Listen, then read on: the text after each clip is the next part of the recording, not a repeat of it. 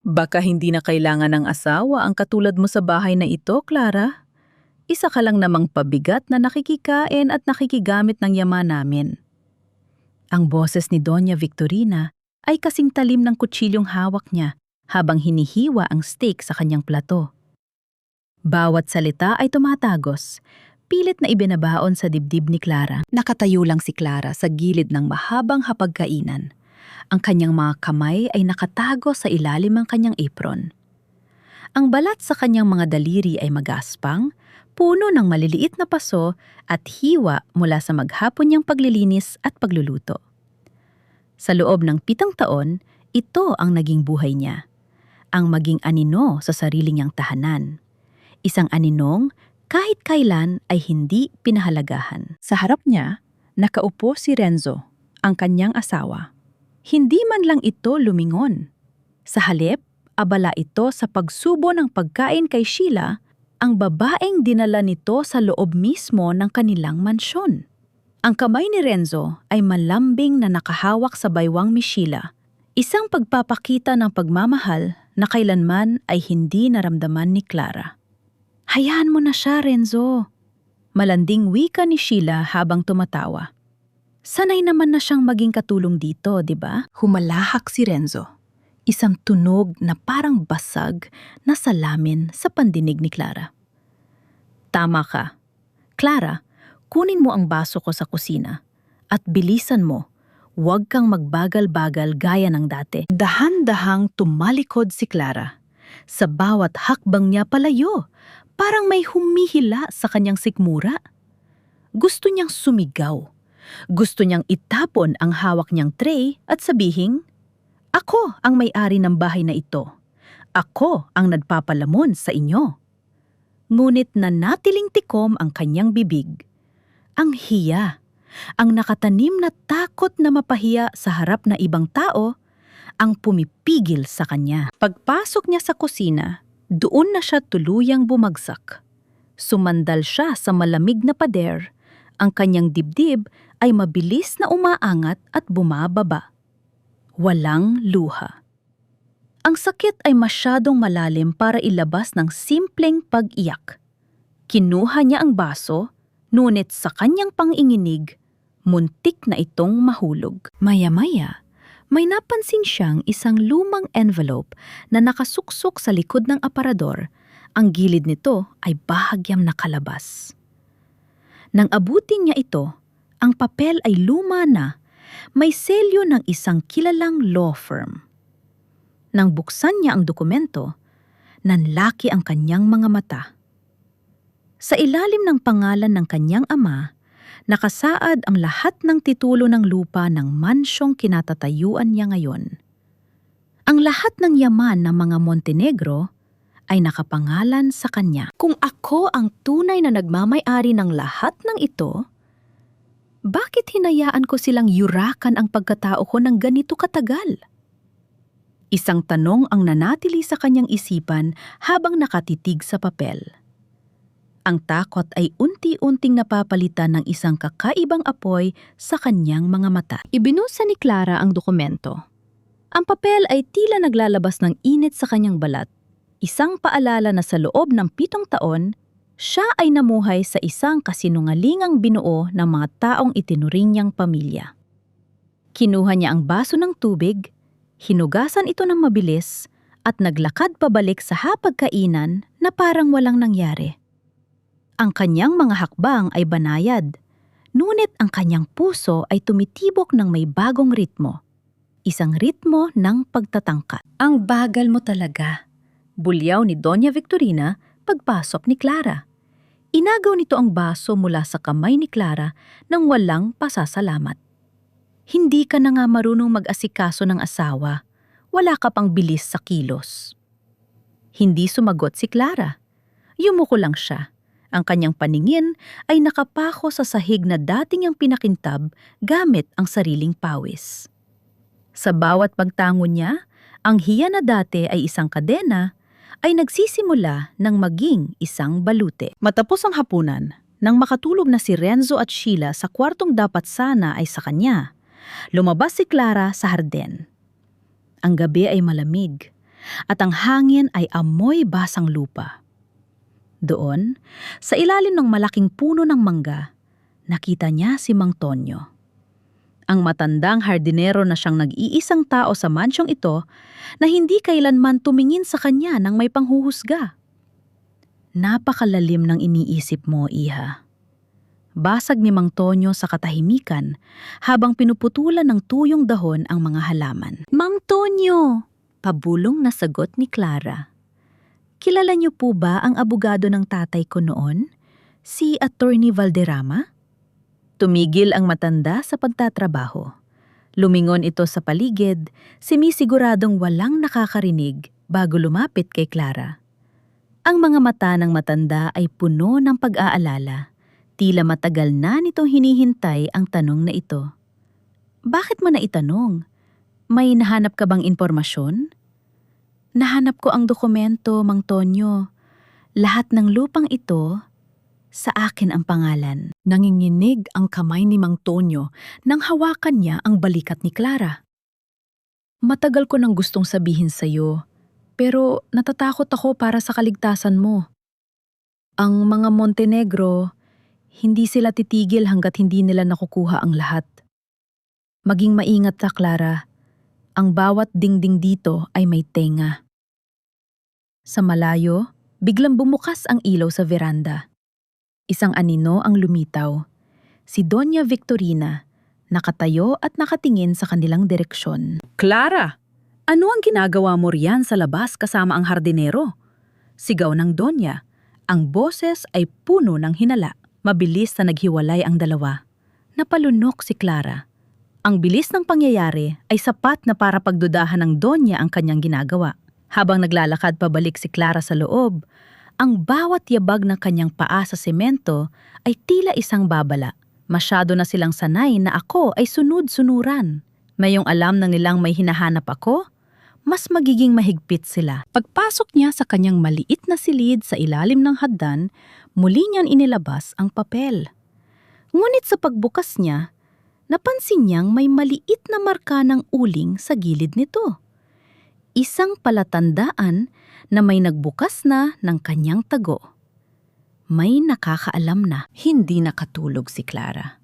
Ang bawat kaluskos ng daga sa kisame ay tila yabag ng mga paa ni Doña Victorina na parang nagbabantay sa labas ng kanyang pinto. Ang dokumentong hawak niya ay nakatago sa ilalim ng kanyang higaan. Ngunit hindi na nito napapatahimik ang kanyang kaba. Alam niyang may nakakita. Alam niyang hindi sila magdadalawang isip na tapusin ang anumang hadlang sa kanilang karangyaan. Kinabukasan, pagbaba ni Clara para maghanda ng agahan, sinalubong siya ng isang nakakangilong katahimikan. Nakaupo si Doña Victorina sa dulo ng mahabang mesa, habang si Renzo naman ay abala sa pagbabasa ng pahayagan. Si Sheila ay nakaupo sa tabi ni Renzo, humihigop ng kape na parabang siya ang tunay na may bahay. Clara, tawag ni Doña Victorina. Ang boses nito ay kalmado, ngunit ang lamig sa bawat pantig ay mas nakakakilabot kaysa sa sigaw. Bakit ang aga mong bumangon? Akala ko ba ay gusto mong magpahinga pagkatapos mong makipagkwentuhan sa hardinero kagabi? Napatigil si Clara sa gitna ng kusina. Ang kutsarang hawak niya ay muntik ng malaglag sa sahig. Kailangan ko lang pong maghanda ng almusal, Donya. Hindi na kailangan, sabi ni Renzo nang hindi man lang tumitingin sa kanya. Aalis kami ni Sheila. May business meeting kami. Huwag mo nang hintayin ang pagbabalik namin. Lumapit si Doña Victorina kay Clara. Ang bango na mamahaling pabango nito ay tila naging isang bakod na sumasakal sa kanya. Hinawakan ng Donya ang baba ni Clara at pilit itong ipinaharap sa kanya. Ang mga mata ng matanda ay matatalim. Tila sinusuri ang bawat hibla ng kanyang pagkatao. Clara, anak? Pagpapatuloy ng Donya, ang boses ay tila may halong peking pag-aalala. Sinasabi ko lang ito para sa iyo. Ang mga taong walang kinalaman sa pamilyang ito ay dapat manatili sa labas. Masyado kang nagiging mausisa sa mga bagay na hindi mo dapat pakialaman. Baka sa susunod, Hindi na lang pagkagalit ang matanggap mo. Isang madiing panginginig ang dumaloy sa katawan ni Clara. Alam niyang ito ay isang babala. Hindi lang sila basta mapang-api. Sila ay mga taong handang pumatay ng dangal at buhay para sa pera. Pagkaalis ni Renzo, naiwan si Clara sa malawak na mansyon. Ngunit sa pagpasok niya sa kanyang silid, laking gulat niya nang makitang nakabukas ang kanyang aparador. Ang lahat ng kanyang simpleng damit ay nakakalat sa sahig. Ang ilalim ng higaan, ang pinagtataguan niya ng dokumento, ay nakalabas ang kahoy na bahagi. Nang kapain niya ang ilalim, wala na ang papel. Ang hangin sa silid ay tila naglaho. Huminga ng malalim si Clara, pinipilit na huwag mawalan ng malay. Hindi sila basta naghinala. Ninakaw nila ang tanging ebidensyang hawak niya. Ngunit sa gitna ng kanyang pagkalito, isang piraso ng papel ang nahulog mula sa loob ng kanyang unan. Isang maliit na note na iniwan ng nakakaalam. Ang orihinal ay wala sa kanila. Hanapin mo ang mga libro sa study room ng tatay mo. Huwag kang susuko. Isang bagong pag-asa ang sumiklab sa dibdib ni Clara. Hindi pa tapos ang laban. Sa katunayan, na yan pa lang ito magsisimula. Ang study room ng tatay niya ay isang lugar na matagal nang ipinagbabawal puntahan ni Doña Victorina. Masyadong maraming alikabok, baka magkasakit ka lang, ang laging dahilan ng matanda. Mayon, naiintindihan na ni Clara ang dahilan. Hindi yon dahil sa alikabok, kundi dahil sa mga lihim na nakakulong sa loob ng mga dingding na iyon. Habang naglilinis ng pasilyo, sinisigurado ni Clara na walang ibang tao. Ang mga tauhan ni Doña Victorina ay abala sa harden at kusina, kaya ito na ang pagkakataon. Dahan-dahan niyang pinihit ang hawakan ng pinto. Swerte niyang hindi ito nakalak. Pagpasok niya, ang amoy ng lumang papel at kahoy ang sumalubong sa kanya. Iba ang pakiramdam sa loob ng silid na ito. Parang naroon pa rin ang presensya ng kanyang ama. Naghihintay na mabuksan ang katotohanan. Dala ng mensaheng nakuha niya, dumiretso siya sa malaking bookshelf na puno ng mga makakapal na libro. Hanapin mo ang mga libro. Nagkukumahog siyang inilabas ang mga libro sa shelf. Ang bawat pahina ay sinuri niya, nagbabaka sakali na may nakasingit na dokumento. Wala. Lumipas ang ilang minuto. Ang kanyang kaba ay unti-unting lumalakas sa bawat tunog ng paglalakad sa labas ng pintuan. Paano kung dumating ang Donya? Sa huling bahagi ng bookshelf, may isang lumang libro tungkol sa kasaysayan ng kanilang pamilya ang bahagyang nakausli. Nang hilahin niya ito, isang bahagi ng aparador ang gumalaw. May isang maliit na cabinet sa likod nito na nakatago sa pader. Bumilis ang tibok ng puso ni Clara. Nang buksan niya ang cabinet, naroon ang isang maliit na kahon na gawa sa kahoy. Sa loob nito ay hindi lang basta papeles. Naroon ang orihinal na titulo ng lupa, pati na ang diary ng kanyang ama, kung saan nakasulat ang mga transaksyong ginawa ni Doña Victorina noong mga unang taon pa lamang ng kasal nila ni Renzo. Ang lahat ng panggigipit, ang pagpapatakbo sa negosyo gamit ang pangalan ng kanyang ama, lahat ay dokumentado. Ano ang ginagawa mo riyan? Isang boses ang nagpapatigil sa mundo ni Clara. Paglingon niya, nakatayo sa may pinto si Mang Tonyo, ang hardinero. Ngunit hindi ito ang mukhang nakita niya noong nakaraang gabi. Ang kanyang mga mata ay naging mapagmatyag at ang kanyang kamay ay nakahawak sa isang susi. Mang Tonyo, salamat sa mensahe mo. Naiiyak na sabi ni Clara habang hawak ang kahon. Dahil sa'yo, nahanap ko ito. Lumapit ang matanda at mabilis na isinara ang pinto. Clara, kailangan mong lumabas ng mansyong ito ngayong gabi. Nalaman ko ang plano nila. Ibebenta nila ang lupang ito sa isang dayuhang kumpanya bukas ng umaga. Kapag naibenta nila ito, wala ka ng habol. Nanlaki ang mga mata ni Clara. Hindi lang pala sila nagnanakaw. Plano nilang ubusin ang lahat ng ebidensya at itapon siya sa kalsada. Hindi ako aalis. Matigas na sagot ni Clara. Ang takot na nararamdaman niya kanina ay napalitan ng galit. Kung aalis ako, ibig sabihin ay sumuko na ako. Na yung hawak ko na ang katotohanan, ako ang magdedesisyon kung ano ang mangyayari sa kanila. Sa labas ng pinto, narinig nila ang tunog ng sasakyan ni Renzo. Nakabalik na sila. Ang bawat yabag sa pasilyo ay parang hampas ng martilyo sa ulo ni Clara. Mabilis niyang itinago ang kahon sa loob ng isang lumang basket ng labada sa sulok ng study room. Saka lumabas kasabay ni Mang Tonyo. Alalahanin mo, Ija, bulong ng matanda bago ito humiwalay ng landas. Huwag mong hahayaang makita nila ang takot sa mga mata mo. Pagbaba ni Clara sa sala, sinalubong siya ng ingay ng pagtatalo. Sina Renzo at Doña Victorina ay abala sa isang tawag sa telepono. Tila nagmamadaling ayusin ang pagbebenta ng lupain.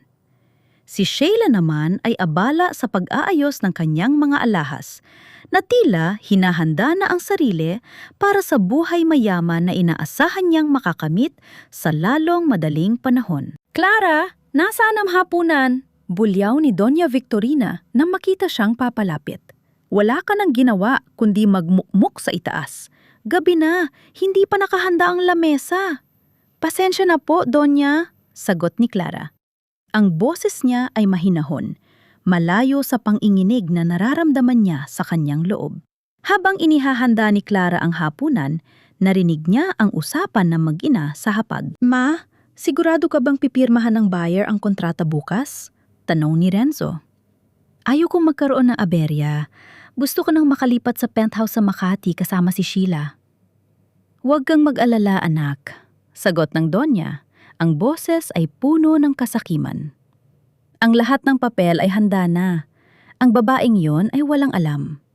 Sa oras na maging pera na ang lupang ito, wala na tayong poproblemahin. Si Clara? Pwede na nating palayasin. Naramdaman ni Clara ang pag-init ng kanyang mga mata. Ngunit hindi siya pwedeng umiyak. Nilapitan niya ang hapag, dala ang isang mainit na sabaw. Habang inilalatag niya ito, sinadya ni Sheila na itulak ang kanyang siko, dahilan upang matapon ang mainit na sabaw sa braso ni Clara. Ay, sorry Clara, ang clumsy mo naman, tawa ni Sheila, kahit kitang-kita sa mukha nito ang pananadya. Naramdaman ni Clara ang hapti, ang balat niya ay agad na namula. Sa loob ng 7 taon, ang mga ganitong pangyayari ang kanyang kinaginsna. Ang pananakit, ang pagkutsa, ang pagtrato sa kanya na parang hayop. Ngunit sa sandaling ito, tumingin siya kay Sheila. Hindi nang hihingi ng paumanhin, hindi nagagalit, kundi tumingin ng diretsyo sa mga mata nito. Isang tingin na punong-puno ng pagtitimpi at pagkamuhi na hindi pa nila nakikita sa kanya dati. Okay lang, Sheila, sabi ni Clara. Ang kanyang tono ay malamig, halos bumubulong. Sana ay maging masaya ka sa bawat sandali ng iyong pananatili sa bahay na ito, dahil hindi mo alam kung kailan ito babawiin sa'yo. Natigilan ang buong hapag. Si Doña Victorina at Renzo ay sabay na tumingin sa kanya, tila hindi makapaniwala sa narinig. Anong sinabi mo? Tanong ni Renzo. Ang kanyang boses ay may banta. Wala po, sagot ni Clara, bago tumalikod at naglakad palayo. Pagpasok niya sa kusina, mabilis niyang hinawakan ang kanyang namumulang braso. Hindi ito ang oras para sa paghihigante. Ito ang oras para sa paghahanda. Bukas ay ang araw ng pirmahan. Bukas, kailangan niyang ilabas ang katotohanang matagal nilang ibinaon sa lupa. Ngunit paglingon niya, nakita niya si Doña Victorina na nakatayo sa may pinto, hawak ang isang kopya ng susi ng study room. Alam kong may kinuha ka roon, Clara. Ibigay mo sa akin ang nasa loob ng kahon. O sisiguraduhin kong hindi mo na makikita ang liwanag ng araw bukas. Ang bawat hibla ng katawan ni Clara ay nanginginig, ngunit ang kanyang mga mata ay nananatiling matalim. Sa tapat niya, Nakatayo ang babaeng nagpahirap sa kanya ng 7 taon. Ang kanyang mukha ay puno ng kapangyarihan at kasakiman. Ang susi na hawak ng Donya ay tila isang sandata na nakatutok sa dibdib ni Clara. Ibigay mo sa akin ang kahon, Clara. Pag-uulit ni Donya Victorina, ang kanyang boses ay isang pabulong na puno ng lason. Huwag mong subukang lumaban. Sa mundong ito, ang mahihina ay kinakain ng malalakas. At ikaw, wala kang laban sa akin. Dahan-dahang huminga ng malalim si Clara. Ang hiya na pumigil sa kanya sa loob ng mahabang panahon ay tuluyan ng naglaho. Sa halip na lumuhod o magmakaawa, tumayo siya ng matuwid. Ang kanyang likod ay hindi nakuba. Ito ay tuwid, handang pasanin ang anumang darating. Alam niyo po ba kung bakit ako nanatili rito ng 7 taon, Donya? Panimula ni Clara. Ang kanyang boses ay mahinahon pero may diing hindi matitinag. Hindi dahil sa takot, hindi dahil sa utang na loob. Nanatili ako habil hinintay ko ang tamang pagkakataon para makita kung hanggang saan ang hangganan ng inyong pasakiman. Bahagyang natigilan ang Donya. Hindi niya inaasahan ang pagbabagong ito. Ang susi na hawak niyo! Pagpapatuloy ni Clara habang dahan-dahang lumalapit. Sa inyo na yan, pero ang mga dokumentong nasa loob ng kahon. Nakalabas na yon ng mansyong ito kaninang hapon. Nakapunta na ang kopya sa mga taong higit na mapagkakatiwalaan kaysa sa inyo. Isang malaking kasinungalingan, ngunit kailangan niyang magsugal. Nakita niya ang pagbabago sa mukha ng Donya, isang bahagyang pag-aalinlangan. Nagsisinungaling ka! Bulyaw ng Donya, bagaman ang kanyang kamay na may hawak na susi ay bahagyang nanginig. Subukan niyo po akong pigilan. Hamon ni Clara, ang kanyang mga mata ay nagbabaga. Bukas, kapag dumating ang inyong mga buyer, siguraduhin niyo lang na handa ang inyong mga abogado. Dahil hindi lang ang lupa ang babawiin ko sa inyo. Babawiin ko ang lahat ng inyong ninakaw. Ang aking danggal, ang aking kabuhayan, at ang inyong maling kapayapaan. Sa gitna ng tensyon, biglang dumating si Renzo. Ang kanyang muka ay bakas ang pagkabalisa. Ma, may dumating na tawag mula sa bangko. May nag-freeze sa lahat ng accounts natin. Anong nangyayari? Nanlaki ang mga mata ni Donya Victorina. Ang kanyang atensyon ay nalipat sa kanyang anak. Ang kanyang maskara ng katapangan ay unti-unting gumuho. Ito na ang pagkakataon ni Clara. Hindi siya lumingon, hindi siya natakot. Sa halip, lumampas siya sa tabi ng Donya. Ang kanyang bawat hakbang ay may dalang bigat ng isang bagong simula. Paglabas niya ng kusina, ramdam niya ang pananahimik ng buong bahay. Ang gabi ay madilim. Ngunit sa kanyang isipan, nakikita na niya ang bukang liwayway. Hindi pa tapos ang laban. Ngunit sa pagkakataong ito, siya na ang may hawak ng baraha. Ang buong mansyon ay tila naging isang kulungan ng mga ligaw na hayop. Si Donya Victorina ay naglalakad ng pabalik-balik sa sala. Ang kanyang cellphone ay nakadikit sa kanyang tainga, habang si Renzo naman ay sumisigaw sa kabilang linya.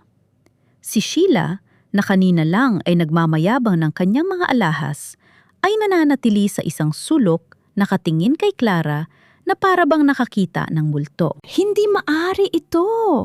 Anong ibig mong sabihin na ang titulo ay nasa ilalim ng ibang pangalan? Sigaw ni Renzo. Ang kanyang boses ay nanginginig sa galit at takot. Tumingin si Donya Victorina kay Clara. Ang dating mapanghamak na tingin ay napalitan ng isang mapanganib na pagnanais na manakit. Clara, ano ang ginawa mo? Anong kalokohan ang ipinapasok mo sa pamilyang ito? Hindi natinag si Clara. Tumayo siya sa may hagdanan, nakatingin sa kanila mula sa itaas. Ang kanyang tindig ay payapa at puno ng otoridad. Hindi ko po sila pinapasok sa pamilyang ito, Donya. Sila ang nagbukas ng pinto para sa katotohanan. Ang mga account na yan, ang mga ari-ariang akala nyo ay sa inyo, Lahat yan ay bunga ng panlilinlang sa aking ama. Sa loob ng 7 taon, hinayaan ko kayong magsaya sa yaman na hindi naman sa inyo. Papatayin kita! Sigaw ni Renzo na akmang susugod sa hagdanan.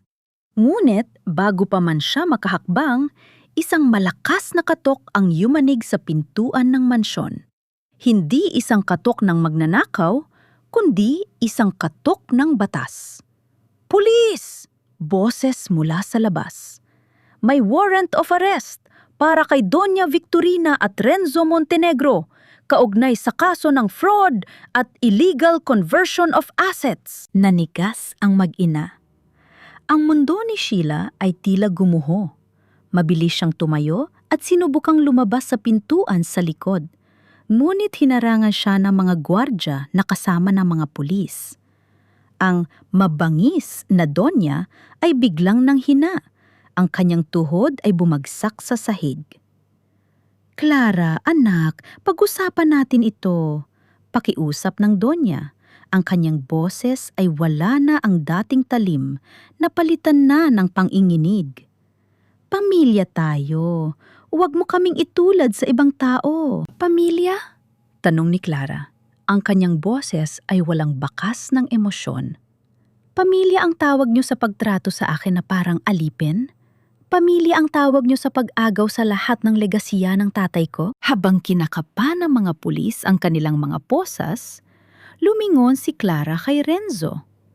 Ang lalaking dati niyang minahal ng buong puso ay nakayuko. Ang kanyang muka ay puno ng kahihiyan at pagkatalo. Wala na ang lalaking nangako sa kanya ng panghabang buhay na pag-ibig.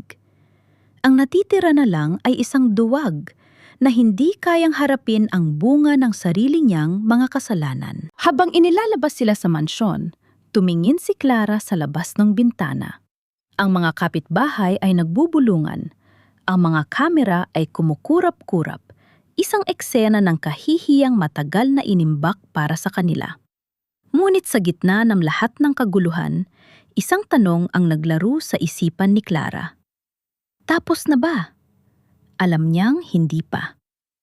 Ang pagbawi sa ari-arian ay isang bagay, ngunit ang pagbawi sa sariling kaluluwa na matagal na niyang kinalimutan ay isa pang mahabang paglalakbay. Ang mansyon na dati ay puno ng sigaw, panlalait at tensyon ay biglang naging napakatahimik. Ang mga ilaw ay nakapatay at ang hangin sa loob ay tila sariwa. Isang hangin na walang halong lason ng mga Montenegro. Nakaupo si Clara sa gitna ng sala, sa ibabaw ng sofa, kung saan dati ay hindi siya pinapayag ang maupo ng matagal. Hawak niya ang isang tasa ng mainit na tsokolate.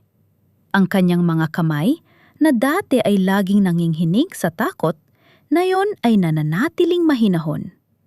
Walang Doña Victorina na sisigaw. Walang Renzo na manlalait.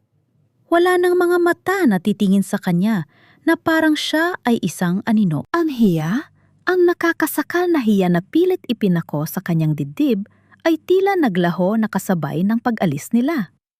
Hija, tawag ni Mang Tonyo mula sa pintuan ng kusina. Bitbit nito ang isang plorera ng mga bagong pitas na bulaklak.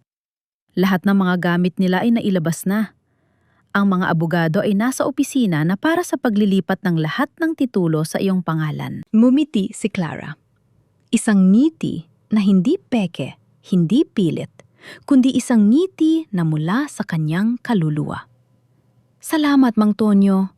Salamat sa hindi mo pag-iwan sa akin noong mga panahong wala akong laban. Lumapit ang matanda at inilagay ang mga bulaklak sa hapagkainan. Ang mga Montenegro ay nakulong na sa sarili nilang kasakiman. Pero ikaw, Clara, malaya ka na. Ano ang susunod mong gagawin? Tumingin si Clara sa labas ng bintana, kung saan ang unang sinag ng araw ay dahan-dahang tumatagos sa mga puno ng mangga. Hindi ko po alam, Mang Tonyo.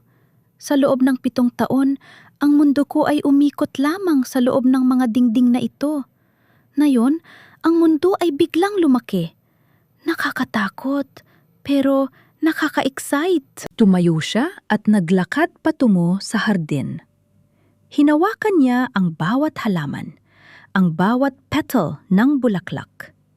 Ang mga ito ay hindi na mga bagay na kailangang linisin para hindi mapagalitan. Ito ay mga buhay na kailangan niyang alagaan para sa sarili niyang kasiyahan. Habang naglalakad, may isang bagay na pumukaw sa kanyang pansin. Sa ilalim ng isang puno, nakabaon ang isang maliit na box na dati niyang ginamit para itago ang mga liham ng kanyang ama noong bata pa siya. Pinungkit niya ito at binuksan. Sa loob, may mga larawan ng kanyang mga magulang at isang lumang liham na nagsasabing, "Clara, ang tunay na yaman ay hindi ang mansyon, kundi ang kakayahang mahalin ang sarili mo nang walang kapalit." Napaluha si Clara. Hindi luha ng pagkatalo, kundi luha ng pagpapalaya. Ang lahat ng hirap, ang lahat ng sakit, naging guro niya ito. "Hindi na ako magiging alipin ng kahit sino," bulong niya sa hangin. "Magsisimula ako muli, hindi para sa kanila, kundi para sa akin." Ngunit sa gitna ng kanyang katahimikan, may isang tawag na pumasok sa kanyang cellphone. Mula ito sa isang hindi kilalang numero. "Hello?" Sagot ni Clara. "Clara?" Isang boses mula sa kabilang linya. Boses na matagal na niyang hindi narinig. Boses na akala niya ay matagal na ring nawala. Natigilan si Clara. Ang kanyang puso, na kararating lang sa kapayapaan, ay muling tumibok ng mabilis. Ang boses sa kabilang linya ay basag, puno ng pangungulila. "Clara, ako ito, si Tita Elena, ang kapatid ng tatay mo." Nabitawan ni Clara ang hawak niyang sipilyo. Si Tita Elena, ang tanging kamag-anak na nagtangkang kumalinga sa kanya bago siya ikinasal kay Renzo, ang babaeng ipinagtabuya ni Doña Victorina dahil sa pakikialam sa buhay ng kanilang pamilya. "Tita?" Pabulong na sagot ni Clara. Ang kanyang boses ay nanginginig. Akala ko ay wala na kayo. Pinatapon nila ako sa probinsya, Clara. Takot silang mabunyag ang lahat ng ginawa nila sa pamilya natin. Ngayon ko lang nalaman ang lahat ng nangyari sa balita. Patawarin mo ako dahil hinayaan kitang mag-isa sa impyernong yun. Hindi sumagot si Clara. Sa loob ng maraming taon, inisip niyang mag-isa siya sa mundo. Ang pagbabalik ng taong ito ay parang pagbabalik ng isang bahagi ng kanyang pagkataong matagal niyang kinalimutan. "Hindi ko kailangan ng patawad, tita," sagot ni Clara.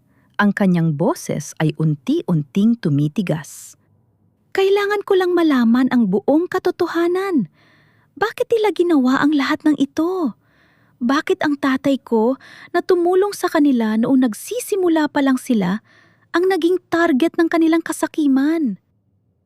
Dahil sa isang sikreto, Clara.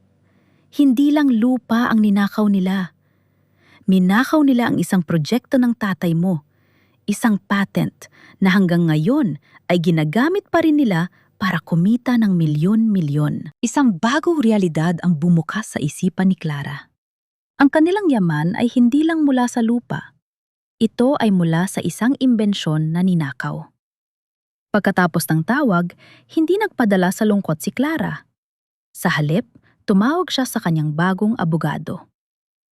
"Attorney Reyes, kailangan nating mag-imbestiga sa Montenegro Holdings. Hindi lang estate fraud ang kaso nila. May intellectual property theft tayong hahabulin." Ang pagbabago kay Clara ay hindi lang sa panlabas. Ang dating niyang suot na simpleng apron ay napalitan ng mga damit na maayos at elegante. Ngunit hindi para magmayabang, para maging handa. Hindi na siya ang babaeng naghihintay ng utos sa kusina. Siya na ang nagbibigay ng mga desisyon sa loob ng opisina ng Montenegro. Habang naglalakad siya sa hallway ng mansyon, nadaanan niya ang salamin.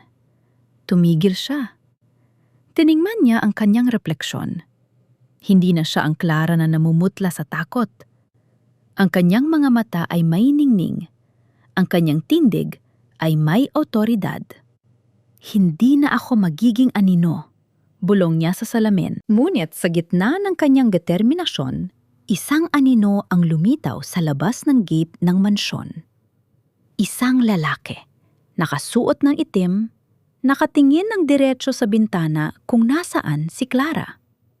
Hindi siya pulis, hindi siya abogado. Ang kanyang tindig ay tila isang babala, isang taong may alam sa patent na hinahanap ni Clara. Hindi pa tapos ang laban. Sa katunayan, ang tunay na kalaban ay ngayon palang lalabas mula sa anino. Hindi inalis ni Clara ang kanyang paningin sa lalaking nasa labas ng gate. Ang lalaki ay nakasuot ng simpleng jacket, ngunit ang kanyang tindig ay hindi tulad ng isang ordinaryong bisita. May dala siyang isang maliit na sobre at ang kanyang mga mata, kasing lalim ng dagat, ay tila may dalang mensahe na hindi kayang sabihin ng telepono. Dahan-dahang lumabas si Clara. Ang bawat hakbang niya sa damuhan ay may halong kaba, ngunit ang kanyang isipan ay kasing linaw ng kristal. Sa puntong ito, wala na siyang dapat maikatakot. "Sino ka?" tanong ni Clara nang makalapit na siya sa gate. Ang boses niya ay hindi nanginghinig, hindi nagmamakaawa. Ito ay boses ng isang babaeng nagmamay-ari ng lupang kanyang tinatayuan. Iniabot ng lalaki ang sobre. "Ako si Elias, ang huling engineer na nakatrabaho ng tatay mo bago siya nawala." Binuksan ni Clara ang sobre. Sa loob ay hindi papel, kundi isang flash drive. "Bakit mo ito binibigay sa akin na yon?" "Dahil ang mga Montenegro ay hindi lang basta nagnakaw ng lupa, Clara. Ang teknolohiyang ninakaw nila ay ibinebenta na nila sa mga sindikato sa ibang bansa. Kapag natuloy ang transaksyon, hindi lang sila ang makukulong. Lahat ng taong nakikipagtransaksyon sa kanila, kasama ka, ay madadamay sa kaso ng industrial espionage." Naramdaman ni Clara ang paglamig ng kanyang mga kamay. Akala niya ay tapos na ang lahat matapos makulong ang mag-ina. Ngunit ang Montenegro Holdings ay mas malalim ang ugat ng kasamaan kaysa sa kanyang inakala. Hindi lang sila pamilyang sakim. Sila ay mga kriminal na gumagamit ng korporasyon para sa iligal na gawain. "Bakit mo ito ginagawa?" tanong ni Clara. "Ano ang kapalit?" "Katarungan para sa tatay mo," sagot ni Elias, "at para sa akin. Pinalayas nila ako at sinira ang pangalan ko dahil tumanggi akong pumirma sa peking dokumento nila." Tumingin si Clara sa flash drive, pagkatapos ay kay Elias. Ito ang sandali ng pagpapasya. Maaari siyang huminto, manahimik at maging masaya na lamang sa mansyong kanyang nabawi. Ngunit ang boses ng kanyang ama sa lumang liham ay tila umaalingaw-ngaw sa kanyang isipan. Ang tunay na yaman ay ang kakayahang panindigan ang tama. "Attorney Reyes!" tawag ni Clara sa kanyang abogado na nasa loob ng bahay. "Ihanda ang mga kagamitan! May bago tayong ebidensya!" Pagkapasok ni Clara sa study room, isinalpak niya ang flash drive sa kanyang computer. Ang screen ay napuno ng mga disenyo, blueprints at mga nakatagong ledger ng kumpanya. Hindi lang ito basta patent. Ito ay isang blueprint para sa enerhiya na magpapabagsak sa monopolyong hawak ng mga Montenegro sa industriya. Ngunit habang binabasa niya ang mga file, may isang pangalan na paulit-ulit na lumilitaw sa bawat transaksyon. Doña Victorina. Hindi pala siya uto-uto ng asawa.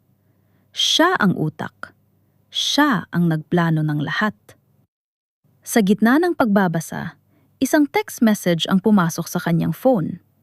Mula ito sa isang caller ID na walang numero. "Alam ko ang nasa loob ng flash drive, Clara. Huwag kang masyadong kampante. Ang laro ay nagsisimula pa lang." Napahawak si Clara sa mesa. Hindi pa tapos ang bangungot. Ang mga Montenegro ay mas malaki, mas marahas at mas mapanganib kaysa sa kanyang inakala. Ang banta sa text message ay tila isang malamig na kamay na humaplos sa batok ni Clara. Hindi lang pala pamilya ang kanyang nilalabanan.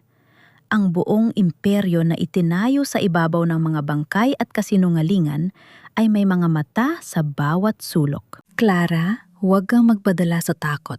Wika ni Attorney Reyes habang sinusuri ang mga dokumento sa laptop. Ang mensaheng ito ay isang pilit na pagtatangka na takutin ka. Alam nila na kapag lumabas ang impormasyong ito, hindi lang sila makukulong. Ang buong Montenegro Holdings ay wawasakin ng batas. Pero, attorney, sino ang nagpadala nito? Nasa loob ng kulungan ang mag-ina. Tanong ni Clara. May mga kasabwat pa sila sa labas, sagot ng abogado. At sigurado akong ang taong nasa likod nito ay ang mismong nagpapatakbo ng operasyon habang wala ang mga donya. Kinabukasan, sa halip na magtago, gumawa ng isang matapang na hakbang si Clara. Nagpatawag siya ng isang press conference. Hindi para magreklamo, kundi para magpakilala bilang ang tunay na tagapagmana at may-ari ng teknolohiyang ninakaw. Pagdating niya sa harap ng mga media, ang mga camera ay kumukurap-kurap, isang dagat ng liwanag na tila naghihintay ng bawat sasabihin niya. Nakatayo roon si Clara, suot ang isang simpleng puting bestida, walang anumang alahas. Ngunit ang kanyang tindig ay kasing tigas ng diamante. Sa loob ng 7 taon, ako ay naging biktima ng pananahimik, panimula ni Clara. Ang boses niya ay malinaw, umaalingaw-ngaw sa buong bulwagan. Ngunit ang katotohanan ay hindi maaaring ikulong habang buhay. Ngayon, ilalabas ko ang lahat ng pruweba ng panlilinlang na ginawa ng Montenegro Holdings. Habang nagpepresenta siya ng mga dokumento, biglang nagkagulo ang mga tao sa likod. Isang grupo ng mga lalaking nakasuot ng itim ang pilit na pumasok sa bulwagan.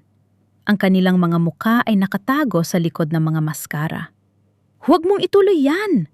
Sigaw ng isa sa kanila habang itinutok ang isang bagay na tila baril sa direksyon ni Clara. Nagpanik ang mga tao. Nagsigawan ang mga reporter. Ngunit si Clara, sa kabila ng panganib, ay hindi gumalaw. Tumingin siya ng diretso sa kamera. "Kung ang katotohanan ay ikamamatay ko, hayaan ninyong maging saksi ang buong mundo sa inyong kaduwagan." Isang putok ang narinig. Hindi sa direksyon ni Clara, kundi sa kisame. Ang mga guwardya ni Attorney Reyes ay mabilis na rumesponde. Sa gitna ng kaguluhan, nakita ni Clara ang lalaki nagpadala ng text message. Nakatayo ito sa labas ng pintuan, nakatingin sa kanya ng may halong paghanga at panganib. Siya ang kanang kamay ni Doña Victorina. Ang lalaki nagpapatakbo ng ilegal na transaksyon. Pagkakita sa mga pulis na dumating, mabilis na tumakas ang grupo. Naiwan si Clara sa gitna ng entablado, humihingal, ngunit buhay.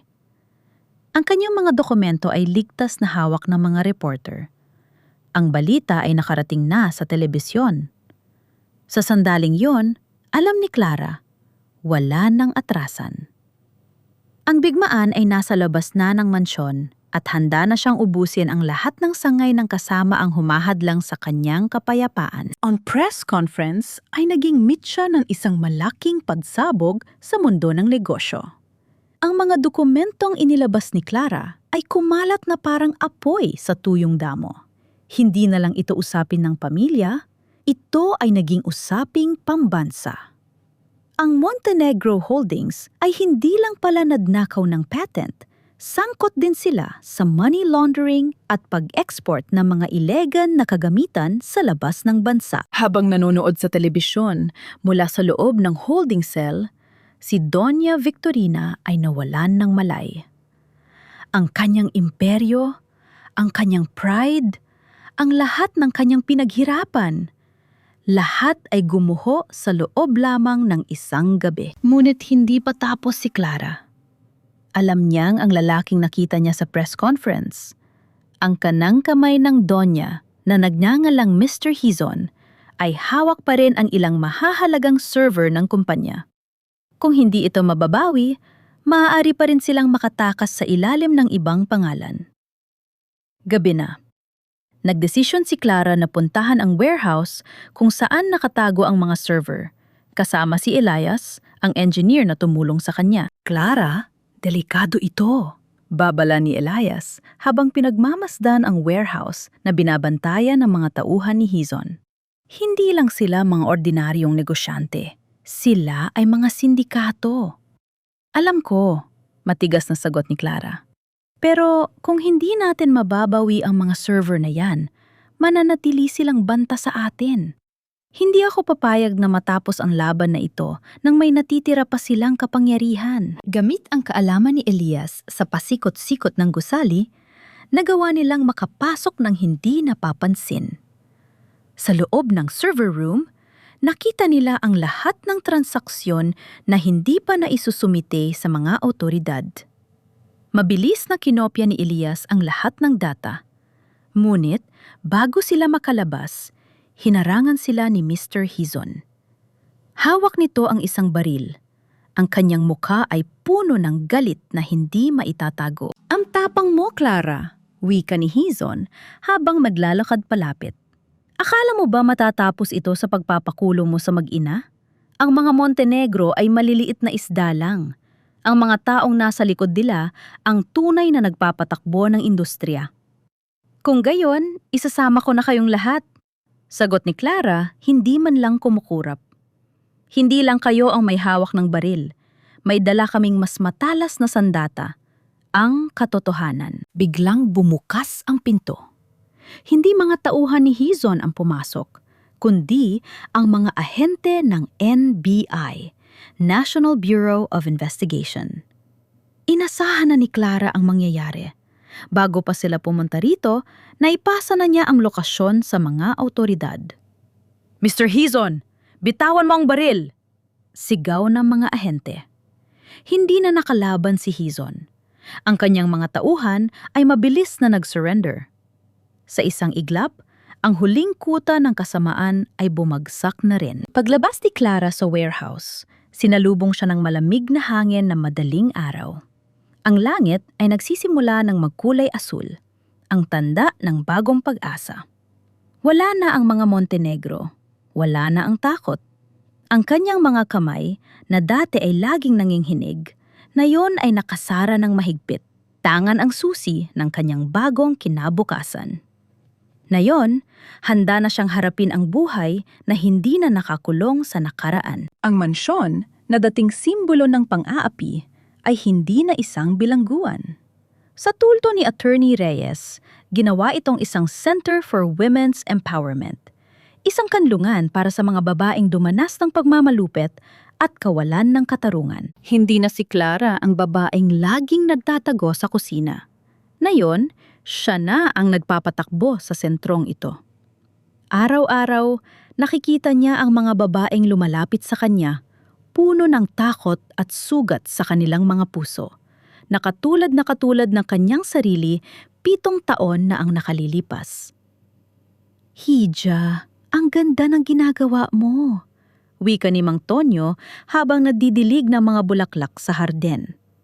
Ang harden ay mas matingkad na ngayon, puno ng mga orchid at mga halamang na mumulaklak sa gitna ng pag-asa. Hindi lang para sa kanila ito, Mang Tonyo, sagot ni Clara habang pinagmamasdan ang isang grupo ng mga babaeng nag-aaral ng pagluluto at pagpapatakbo ng negosyo. Para rin ito sa akin. Upang sa tuwing nakikita ko silang bumabangon, naalala ko na ang bawat sugat ko ay naging aral na hindi na dapat maulit. Isang araw, nakatanggap si Clara ng liham mula sa kulungan. Mula ito kay Renzo. Hindi niya ito binuksan agad. Matagal niyang tinitigan ang papel bago niya ito dinala sa apoy at hinayaang lamunin ng ningas. Hindi na niya kailangan ng paliwanag. Hindi na niya kailangan ng paghingi ng tawad. Ang kanyang kapayapaan ay hindi nakadepende sa pagbabago ng mga taong nanakit sa kanya, kundi sa kanyang sariling pagpapasya na magpatuloy. Sa loob ng sentro, nilapitan siya ni Elias. Ang engineer na tumulong sa kanya ay naging katuwang niya sa pagpapatakbo ng mga legal na aspeto ng patent ng kanyang ama. Clara, tapos na ang lahat, ani Elias. Ang kumpanya ay maayos na ang takbo. Lahat ng kinita ay napupunta na sa sentro at sa mga biktima ng Montenegro Holdings. Ano ang plano mo para sa iyong sarili? Ngumiti si Clara. Tumingin siya sa malayo, sa abot tanaw kung saan ang araw ay dahan-dahang lumulubog. Ang plano ko? Ang mabuhay ng payapa. Ang magmahal muli, hindi dahil kailangan ko ng proteksyon, kundi dahil gusto kong magbahagi ng pagmamahal na malaya. Sa loob ng 7 taon, nakalimutan ni Clara kung paano tumawa ng walang halong kaba. Ngayon, sa bawat hapunan, kasama ang kanyang mga tinulungan, ang tawanan ay umaalingaw-ngaw sa buong bahay. Ang mansyon ay hindi na tahimik. Ito ay puno ng buhay. Hindi man naging madali ang lahat. Ang bawat luha na kanyang ipinatak ay naging pataba sa lupa ng kanyang bagong buhay. Si Clara, ang babaeng akala ng lahat ay mahina, ay napatunayan na ang pinakamalakas na kapangyarihan ay ang kakayahang patawarin ang sarili at magsimulang muli ng may danggal. Ang mansyon ng mga Montenegro ay hindi na nagtataglay ng anino ng nakaraan. Sa halip, ito ay naging saksi sa libu-libong kwento ng muling pagbangon. Ang bawat dingding na dati ay punong-puno ng tensyon at kasakiman ay napinturahan na ng kulay ng pag-asa. Ngayon, nakatayo si Clara sa balkonahe. Ang hanging amoy dagat ay humahalik sa kanyang pisini. Hawak niya ang isang maliit na kwintas, isang alaalang na iwan ng kanyang ama, na dati ay itinago niya sa takot. Ngunit na yon ay suot-suot niya ng buong pagmamalaki.